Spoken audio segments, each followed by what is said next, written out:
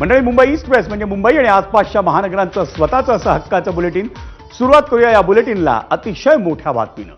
सायन पनवेल महामार्गावर मानखुर्द परिसरात झालेल्या एका भीषण अपघातामुळे गेल्या 21 तासांपासून मोठ्या प्रमाणावर वाहतूक कोंडी झालेली आहे. वाहन चालकांना या कोंडीचा प्रचंड त्रास सहन करावा लागतोय. घाटकोपर ते वाशी टोल नाका या परिसरात वाहनांच्या लांब रांगा लागल्याचं चित्र आहे. तसंच पनवेल वाशी रोडवरही वाहनांच्या मोठ्या रांगा लागल्याचं दिसून येत आहे. या महामार्गानं रोज प्रवास करणाऱ्या वाहनांसोबतच पुणे आणि कोकणाच्या दिशेने जाणारी वाहनंही वाहतूक कोंडीत अडकली आहेत. मानखुर्द परिसरात MMRDAच्या फ्लायओव्हरचं काम करणारी ड्रिलिंग क्रेन अचानक कलंडून झालेल्या भीषण अपघातात मुंबई पोलीस दलातील हवालदार संतोष गोपाळ चव्हाण यांचा दुर्दैवी मृत्यू झाला. BMCच्या रस्ते कामासाठी वापरण्यात येणारी ड्रिलिंग क्रेन ही भुसभुशीत जमिनीवर उभी करण्यात आली होती आणि ती अचानक कलंडून मोटरसायकलवर कोसळली आणि त्यामुळे झालेल्या भीषण अपघातात संतोष चव्हाणांचा दुर्दैवी मृत्यू झाला. या प्रकरणी ठेकेदाराच्या निष्काळजीपणाबाबत मानखुर्द पोलीस ठाण्यात गुन्हा दाखल करण्यात आलाय. आणि या संदर्भात अधिक माहिती जाणून घेऊया या वाहतूक कोंडी संदर्भात आपला प्रतिनिधी प्रशांत बडेकडनं. प्रशांत, आत्ता तू या क्षणी कुठे आहेस आणि नेमकी वाहतूक कोंडीची परिस्थिती काय आहे?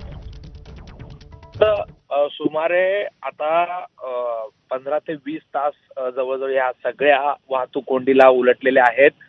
काल रात्री ही क्रेन कोसळलेली होती आणि त्यामध्ये संतोष चव्हाण या शिपायाचा मृत्यू झाला होता.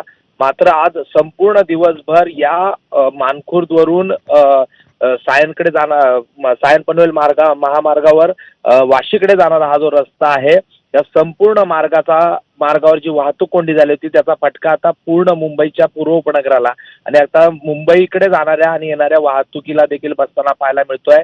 याचा फटका सायन पनवेल महामार्गाला तर बसलेलाच होता, परंतु आता अटल सेतू असेल, त्याचबरोबर फ्रीवे असेल, JVLR असेल किंवा घाटकोपर किंवा सायन पनवेल महामार्गाकडे येणारे इतर त्यांना जोडणारे रस्ते असेल, या सगळ्या मार्गावर याचा जो बॅकलॉग होता त्याचा फटका बसलेला आहे.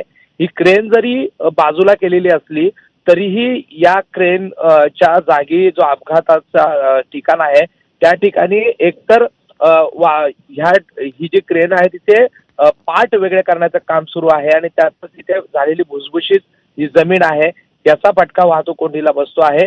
जो कालचा बॅकलॉग होता तो आतापर्यंत पुढे भरलेला नाही, निघालेला नाहीये आणि यामुळे ही सगळ्या वाहतूक कोंडीमध्ये अनेक जण जे आहेत सुमारे 4-5 तासापर्यंत अडकून पडलेले आहेत.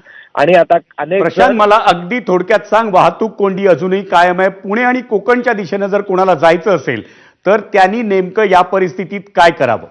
सध्याच्या स्थितीला एकच मार्ग उरतो आहे, एकतर अटल सेतूच्या मार्गाला देखील वाहतूक कोंडी आहे.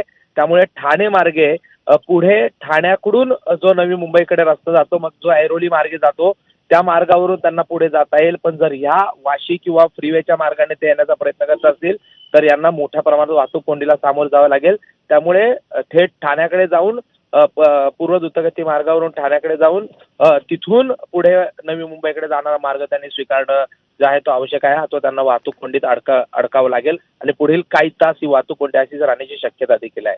धन्यवाद प्रशांत या सविस्तर माहितीबद्दल. तर थोडक्यात सांगायचं तर सायन पनवेल महामार्गावर मानखुर्दच्या ठिकाणी जी वाहतूक कोंडी झालेली आहे त्या वाहतूक कोंडीचा परिणाम जवळजवळ मुंबईतल्या बहुतेक मोठ्या मार्गांवर झालेला आहे आणि त्यामुळं मुंबई सध्या ट्रॅफिक जॅममध्ये अडकली आहे असं म्हटलं तर वावगं ठरणार नाही. आणि त्यामुळं पुणे आणि कोकणच्या दिशेनं जाणाऱ्या मंडळींना देखील अनेक तासांचा विलंब होतोय.